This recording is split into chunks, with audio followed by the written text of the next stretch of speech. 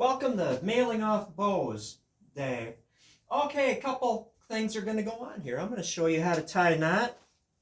Done it before, but look at how many videos I made. Man, it would be hard to find it. But the thing is, you could just go how to string and unstring a paddle bow, but I'm going to go over it again here. I wound up knocking a few pounds off your bow, Steve. I mean, I couldn't mail it out yesterday, so I figured, yeah, I'm going to get it a little more refined. I have slip loop. I've got a tied on string. Now you might think I have to tie the string every time I use it. Not true. Let's just take it like a regular bow. I've got it on a glove, so it's not, the tip is not dragging on the concrete here. And I'm a big favor of, I want to have everything center of the handle, right? And pressure on the tips as much as possible, and I'm just going to tighten that slip loop up. And I was able to string it that way. Now suppose, if you're of like mind as me, I like to have as low a brace height as possible that works and I'm not going to hit my hand. And it's affected by the weight of the arrow too. The heavier the arrow, heavier the string, the lower you can have a brace height. But I don't want it to be so ridiculously close that it's going to be here, and I don't want to have string way out here. I'm kind of a minimal kind of guy, as you can tell. Suppose that you have tied your knot. Pretty easy to adjust it instead of untying it and doing it over again. Suppose I want to just raise it a bit. You don't need to retie your knot. Just pop your string off and twist it tighter. See what happens here? And just put it back on. I have raised my brace height. If it's just, you just tied it and you want to lower it a little bit, just untwist it a little bit. Not an extraordinary amount because you don't want to get rid of the twist, but you don't have to, tie it to adjust it 1/4 of an inch. You can certainly adjust it 1/4 of an inch in brace height by just untwisting it. How do I set it? I'm done shooting for the day. I just knocked down an aardvark, a water buffalo, and a cow accidentally in a neighbor's field. I made that slip loop bigger, and I'm just going to slide it right up the string. Now, if you get different brace height from that, it's probably because I just twisted it tighter or tightened it in that operation, but now it is ready to go. I have the slip loop on the opposite side now. I wasn't thinking. Does it matter? No. Let's get into tying the string. I'm going to loosen this up, pop this off the top, and this really is kind of a matter of practice. Knots are your friend, so it's always, something to learn some knot handling techniques. I am going to, this is very important,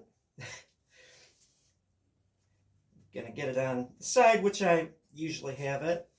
It's slip looped over the pin knot. I've got my stringa, the knot is undone. Twist a little bit there. Now I'm right-handed, so I'm going to go around the left side of the pin knot, and I'm going to take that end, this end of the string, put it underneath, and pull on it as I'm bending back. Now I'm going to go around the right side. See, it's reversed. And sometimes when you're tying a knot, it'll relax a little bit, the string. This brace height that I see right now will go down. Then a couple of square knots. It's a little higher than it was before, but no harm, no foul. Good feeling bow. Which end do you tie? Which end do you have the slip loop on? I tend to, because I'm not going to keep tying the knot every single time. The lower limb is under more pressure. I'm going to have my doink thing on the top. This time I'm going to pay attention and have the loopy thing pointing towards me. Again, if you don't know what the heck I'm talking about, doesn't matter.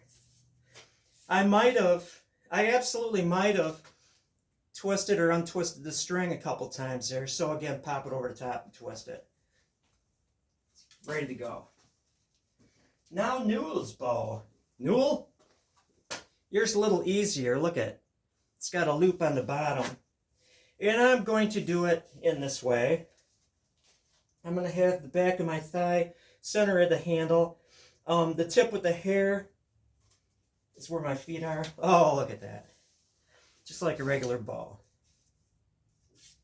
And again, you can do the same thing. I always have, again, the minimal, my hand is against the tip there. Minimal brace height. I don't want to hit my hand.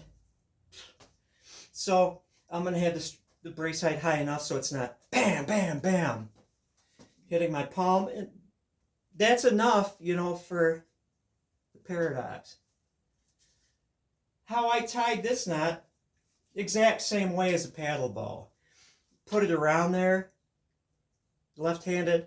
You got it all set up so you're bending the bow back. Take the end, put it around the left side, goes through the notch. There's only one notch on the upper limb. Goes under. You pull it, you reverse course, that end goes around the right side first, and then a couple square knots. These are funny little beasts. It's like, I wanted it this draw weight, right? Well, if I pull it back this far, it's at one weight. If I pull it back this far, it's at another weight. So you have to be able to kind of judge how much the bow can handle. And this will give you a nice draw length. You know, to be able to hit where you want to. You just have to, it's a short bow, right? And so you're not going to do English longbow style. You have to get used to kind of snap shooting. It'll reduce, it is what it is. You can always get an anchor by having your elbow bent, but you're working with the bow. You're not saying, bow, you have to submit to my will 100%. You know, they obviously have to submit to your will, but you're not going to do this. And again, the draw weight. You pull it back this far, it's one draw weight. You pull it back this far, it's another draw weight. But you have to follow the recommended draw weights in these things. And at Newell's, you told me what it is. That's what it is. As far as the hair, this is just kind of a little accessory thing. These things are cool. And you go talk to your robot, your AI chat thing, right? Questioning, the AI mode in Google. What is the purpose of the hair on the end? And the AI Googles will tell you they put it there to detect the wind, what direction it is. Which, think about it, it's a horse bow. As you're charging along, shooting and moving, you really think that this is for that?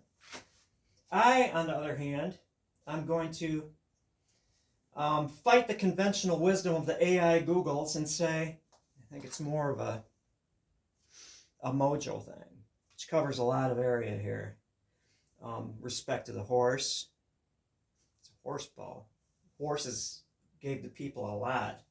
Gave them the ability to go in deep, those oceans of grass, and to be able to carry the long, or drag the long teepee poles and carry the hides on the travois. You know, whereas prior to the horse, big thing, it's like the difference between a go-kart and a semi-truck kind of a thing. You know, the ability to expand your life greatly because of the horse. Well, lest I talk too much, I better grab my box knife. I have a box knife right here. And I'll pack these bad boys up and run to the post office. And that is a take.